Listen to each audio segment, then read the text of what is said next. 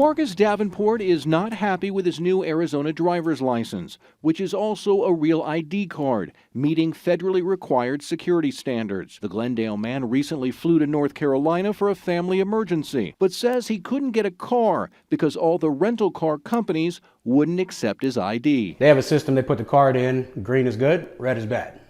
It turned red, and I couldn't get the car. So I tried the other rental car places, and same thing. They wouldn't accept my, travel ID. And the frustration didn't stop there. Davenport claims the next day he tried to fly home out of Charlotte, and the TSA agent wouldn't accept his ID either. Had I known, I wouldn't have got the travel ID. I would have done that, down the line. Eventually, the Glendale dad was able to board his flight because he had other identification.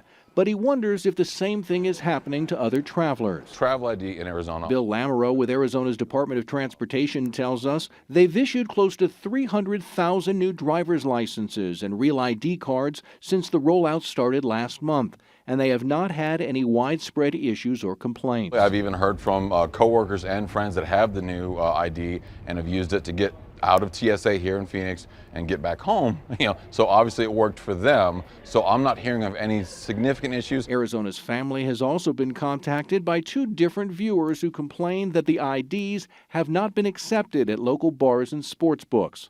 All Davenport wants is for his ID to work. You would think the state has it figured out. That's the way I look at it. They should have it figured out. Before you roll something out, you should probably have it figured out.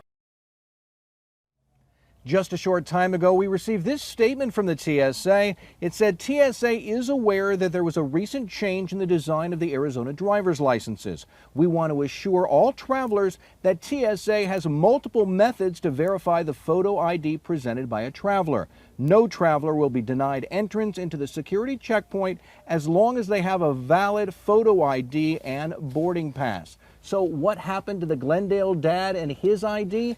ADOT officials think it may be an isolated incident that has to do specifically with that ID card. If you have any kind of problems with your new ID, contact ADOT right away.